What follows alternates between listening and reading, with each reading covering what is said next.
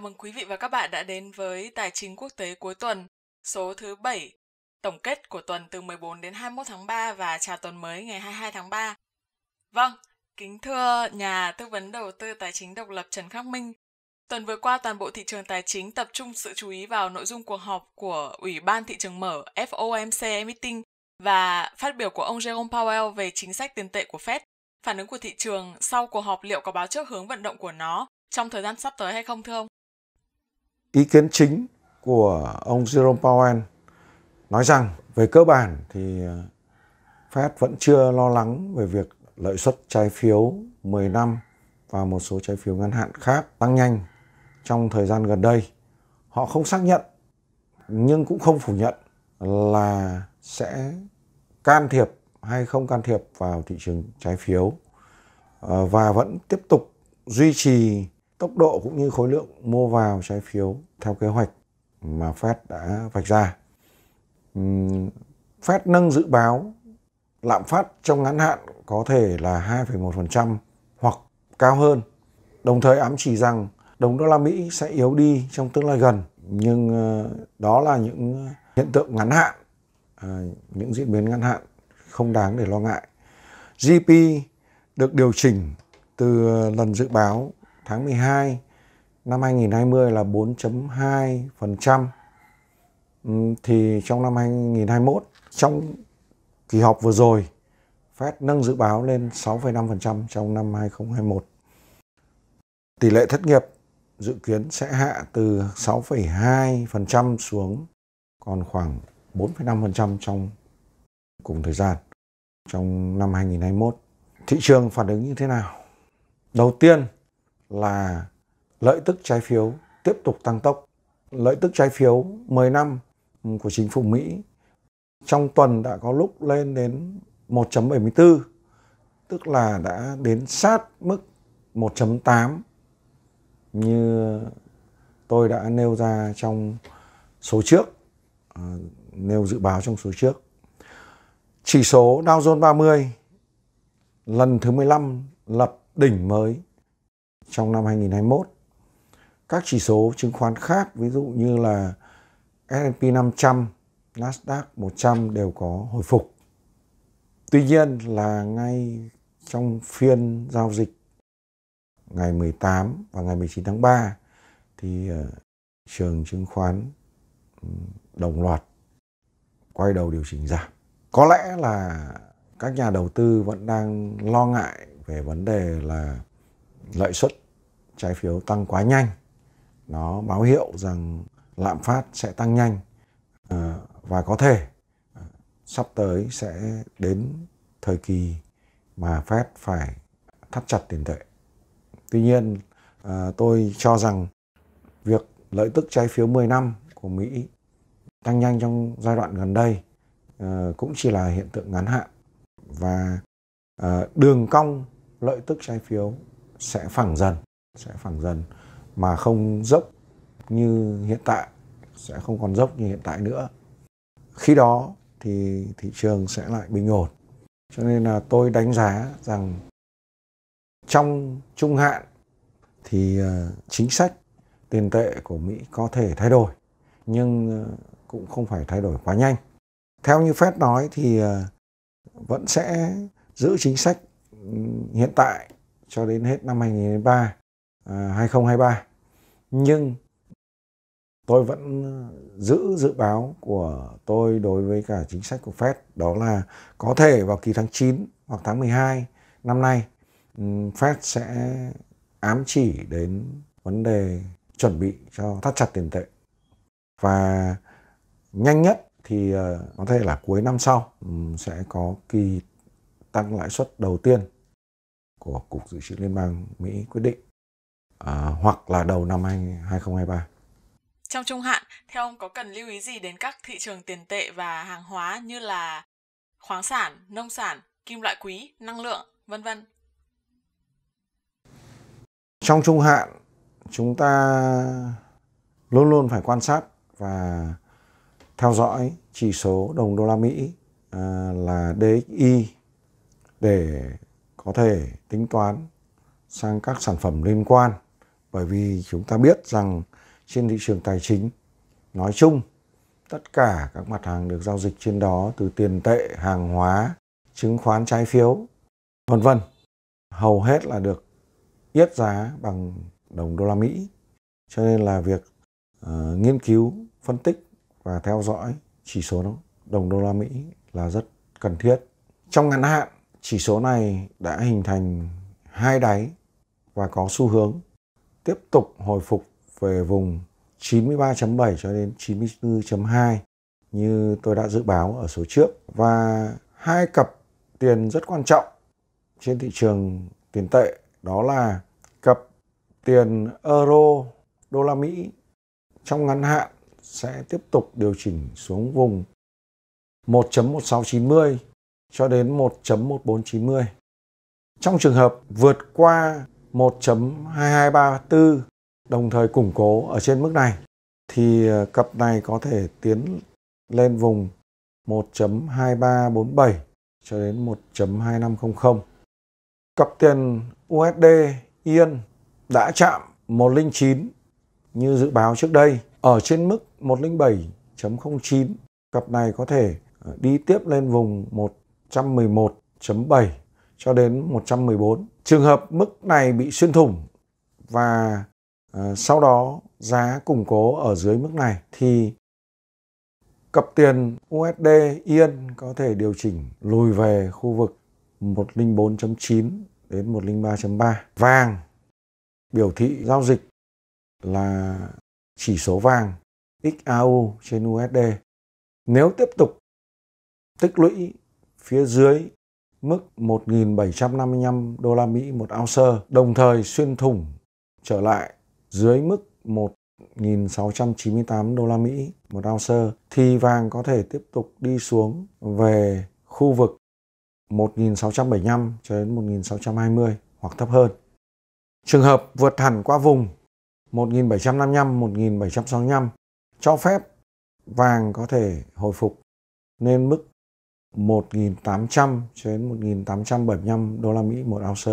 Dầu thô chuẩn Texas hay còn gọi là US Oil hay còn gọi là WTI thì sau khi điều chỉnh dưới mức 64 nhưng không xuyên thủng khu vực vùng hỗ trợ mạnh 59.6 trên 59.4 thì dầu thô đã hồi phục và đóng cửa tuần ở mức 61.46 đô la Mỹ một thùng. Đánh giá trung hạn về dầu thô vẫn giữ nguyên, đó là khả năng lên vùng 70 đô cho đến 100 đô la Mỹ cũng có thể xảy ra trong trường hợp dầu khai thác đá phiến không tăng nhanh và mạnh. Tôi xin lưu ý là tuần vừa rồi đã có 9 giếng khoan ở Mỹ đưa vào hoạt động. Đây là mức tăng giếng khoan lớn nhất trong vòng 52 tuần vừa qua của các nhà thống kê về số giàn khoan dầu của Mỹ. Cho nên là có thể là thị trường lo ngại vấn đề dư cung và giá dầu đã xảy ra điều chỉnh trong ngắn hạn.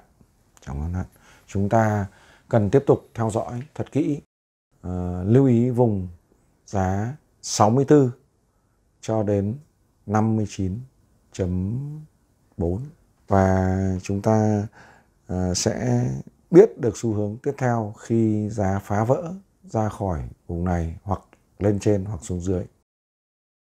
Rủi ro làn sóng Covid thứ 3 đang xuất hiện ở khu vực châu Âu cũng như là một số nơi khác trên thế giới. Mâu thuẫn địa chính trị cũng như các cuộc cạnh tranh gay gắt về thương mại và công nghệ giữa Trung Quốc, Mỹ, EU, v.v. liệu có ảnh hưởng đến nền kinh tế các cường quốc và phần còn lại của thế giới hay không thưa ông? Dịch Covid-19 thì hiện nay làn sóng lây nhiễm Covid lần thứ 3 đang lan rộng ở khu vực châu Âu. Ví dụ như là Đức và Pháp phải ra lệnh phong tỏa một số bang và một số vùng bị lây nhiễm mạnh. Pháp đã phong tỏa thành phố Paris tính từ ngày 20 tháng 3. Và một số nước khác cũng đã phải phong tỏa từng phần. Ngoại trừ Anh đang được coi là khá thành công trong chiến dịch tiêm vaccine, thì do khu vực châu Âu còn lại triển khai tiêm phòng vaccine quá chậm và có một số tranh cãi xảy ra, cho nên là đánh giá về vấn đề này, tôi cho rằng là kinh tế của khu vực châu Âu sẽ bị ảnh hưởng chắc chắn và có thể sẽ hồi phục thấp hơn dự báo trong năm 2021. Tuy nhiên, chúng ta vẫn hy vọng rằng bắt đầu từ tuần sau, Liên minh châu Âu tăng tốc tiêm vaccine trên rất nhiều quốc gia, hay còn gọi là tiêm vaccine phòng Covid ở diện rộng, và có thể đến tháng 10 năm nay thì vấn đề về dịch bệnh coi như là kết thúc, coi như là không còn mang tính ảnh hưởng nặng nề như hiện tại. Nước Mỹ cũng đang phát triển khá thành công tiêm vaccine diện rộng. Tuy nhiên, một số quốc gia ở thế giới thứ ba và một số quốc gia nghèo do bị hạn chế về nguồn vaccine, cho nên là tính trên diện rộng toàn thế giới thì dịch bệnh vẫn còn rất nguy hiểm.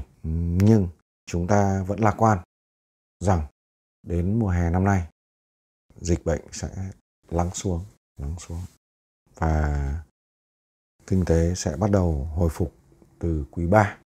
Kinh tế Mỹ, rồi kinh tế châu Âu, kinh tế một số nước lớn và kinh tế toàn cầu nói chung sẽ tăng tốc vào quý 3 và quý 4 năm nay. Vấn đề cạnh tranh địa chính trị, rồi cạnh tranh thương mại, cạnh tranh công nghệ giữa Trung Quốc với Mỹ và đồng minh thì chúng ta thấy rằng trước mắt chưa có dấu hiệu lắng dịu và hai bên vẫn liên tục có những động tác trả đũa lẫn nhau.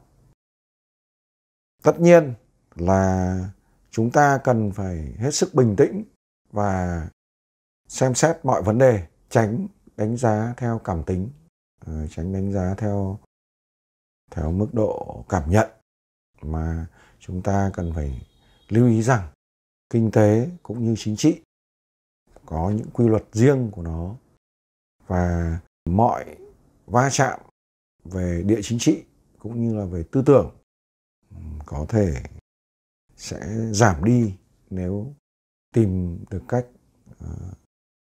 thỏa hiệp, chứ tôi không nghĩ là nó sẽ quá gay gắt để bùng nổ một cuộc chiến tranh lớn. Có thể xung đột khu vực cũng sẽ nổ ra, nhưng hy vọng rằng nó sẽ qua nhanh. Hiện nay thì ví dụ như là vấn đề Myanmar đang nổi lên, nhưng mà dưới sức ép của quốc tế thì tôi nghĩ rằng họ cũng sẽ dần dần thu xếp được. Rồi vấn đề Triều Tiên, vấn đề Syria, vấn đề Trung Quốc Đài Loan, vấn đề Trung Quốc Nhật Bản. Nói chung là rất nhiều vấn đề đang đặt ra những câu hỏi lớn cho các nhà hoạch định chính sách, tránh những nhầm lẫn và luôn luôn sáng suốt trong hoạch định cho quốc gia mình, cho lãnh thổ của mình, quản lý những bước đi tốt nhất để phục hồi kinh tế sau dịch bệnh. Và trong phần Q&A tuần này, một trong những câu hỏi đã được gửi tới chương trình là một câu hỏi liên quan đến bất động sản Trung Quốc. Thưa ông có nhận định và đánh giá như thế nào về hiện tượng bong bóng bất động sản ở Trung Quốc cũng như là sức ảnh hưởng của nó lên nền kinh tế thế giới ạ?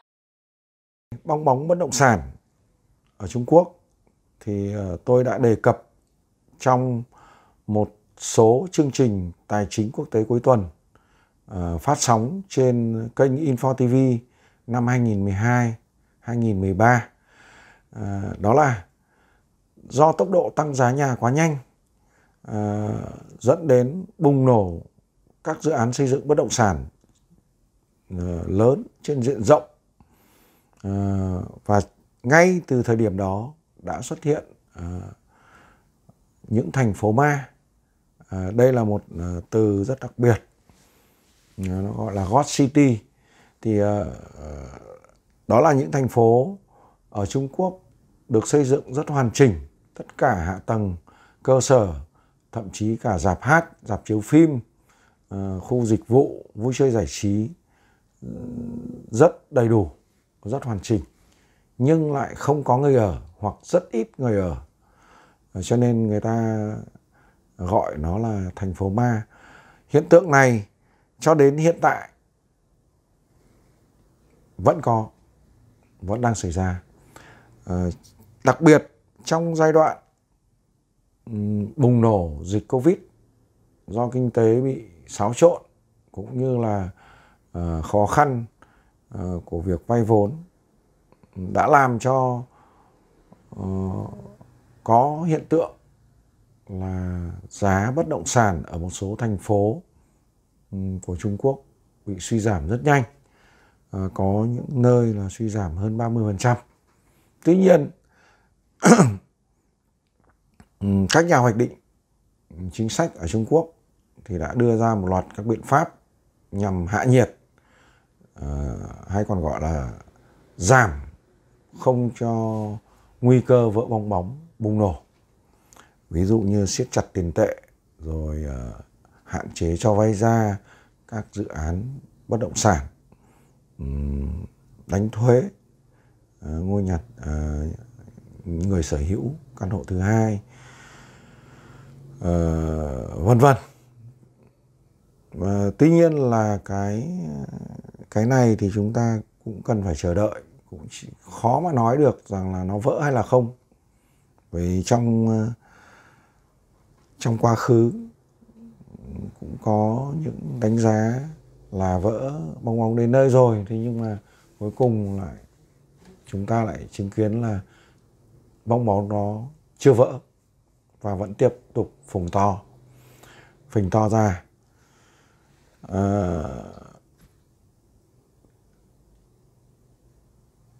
Câu hỏi rằng nếu vỡ bong bóng bất động sản ở Trung Quốc thì có ảnh hưởng lớn đến nền kinh tế quốc tế hay không, thì cái này là có nhiều cách nhìn khác nhau. Cá nhân tôi cho rằng có ảnh hưởng, đó là chắc chắn. Bởi vì Trung Quốc vay nợ rất là nhiều, họ nợ nước ngoài cũng rất lớn, do đó là ảnh hưởng đến thị trường tài chính. Nhưng bảo có nặng nề hay không thì, hoặc là có làm sụp đổ hệ thống tài chính thế giới không, thì tôi cho rằng khó mà có mức độ ảnh hưởng lớn như cuộc khủng hoảng tín dụng dưới chuẩn, mua nhà dưới chuẩn năm 2008 ở Mỹ. Bởi vì hiện tại chúng ta biết rằng đồng nhân tệ vẫn chưa phải là một đồng tiền chuyển đổi tự do hoàn toàn, mà do đặc điểm đó cho nên là kinh tế Trung Quốc cho dù có ảnh hưởng khá lớn đến kinh tế toàn cầu nói chung, nhưng bảo gây sụp đổ thì tôi không đánh giá như thế, tôi không cho là như thế. Và tôi nghĩ rằng mức độ ảnh hưởng có thể được khắc phục với một thời gian ngắn chứ không quá dài, có thể chỉ một vài năm thôi chứ không đến vài thập kỷ. Cho nên là chúng ta hãy lạc quan lên hơn một chút. Còn tất nhiên là những nền kinh tế liên quan chặt chẽ với cả kinh tế Trung Quốc thì sẽ bị ảnh hưởng lớn hơn. Ví dụ như các ngân hàng của Mỹ và châu Âu cho Trung Quốc vay nợ nhiều thì họ có ảnh hưởng lớn hơn. Còn bất động sản mới chỉ là một phần của bong bóng tài sản đang phình rất to trên toàn cầu. Rất nhiều dấu hiệu cho thấy bong bóng tài sản này rất lớn, cả ở bất động sản, cả ở chứng khoán, cả ở các sản phẩm tài chính khác. Cho nên là chúng ta cứ bình tĩnh và cẩn thận theo dõi để có thể có những hành động tốt nhất cho cá nhân mình, giảm thiệt hại và rủi ro nếu nó xảy ra. Xin chào tất cả các bạn. Chúng ta hẹn gặp lại ở số 8 tiếp theo. Chúng tôi xin vui mừng thông báo với quý vị về một sự cải tiến nho nhỏ của chương trình Tài chính quốc tế. Kể từ các số tiếp theo, chúng tôi sẽ dành một khoảng đặc biệt cuối mỗi video để trả lời câu hỏi thắc mắc từ các quý vị khán giả. Các bạn có thể đưa ra những câu hỏi, chủ đề mà các bạn quan tâm ngay dưới phần comment video hoặc trên trang Facebook của ông Trần Khắc Minh. Ngoài ra, hòm thư trần-khắc-minh.tcqt@gmail.com cũng luôn hoạt động để nhận những thắc mắc đến từ các bạn. Những câu hỏi chủ đề được đề xuất bởi các bạn sẽ được ông Trần Khắc Minh giải đáp trong các số tài chính quốc tế tiếp theo. Nếu quý vị quan tâm và muốn được cập nhật, theo dõi những tin tức mới nhất từ chúng tôi, xin mời quý vị hãy bấm vào đăng ký theo dõi kênh YouTube Trần Khắc Minh, bấm subscribe và chọn. Sau khi đăng ký theo dõi kênh, các bạn hãy nhớ bấm vào biểu tượng hình chuông ngay cạnh nút đăng ký theo dõi, chọn thông báo cho tất cả, để sau đó YouTube sẽ gửi cho các bạn những tin nhắn cập nhật ngay khi mà chúng tôi đăng những video cũng như là tin tức mới. Và ngày mai sẽ là một ngày khác. Vâng, xin cảm ơn ông đã chia sẻ những phân tích cũng như đánh giá cùng các khán giả. Quý vị và các bạn hãy cùng chú ý đón xem và cùng chúng tôi quay trở lại vào thứ 2 tuần sau để chúng ta cùng tiếp tục phân tích cũng như là tổng hợp những xu hướng tiếp theo của thị trường tài chính thế giới nhé. Xin cảm ơn các bạn.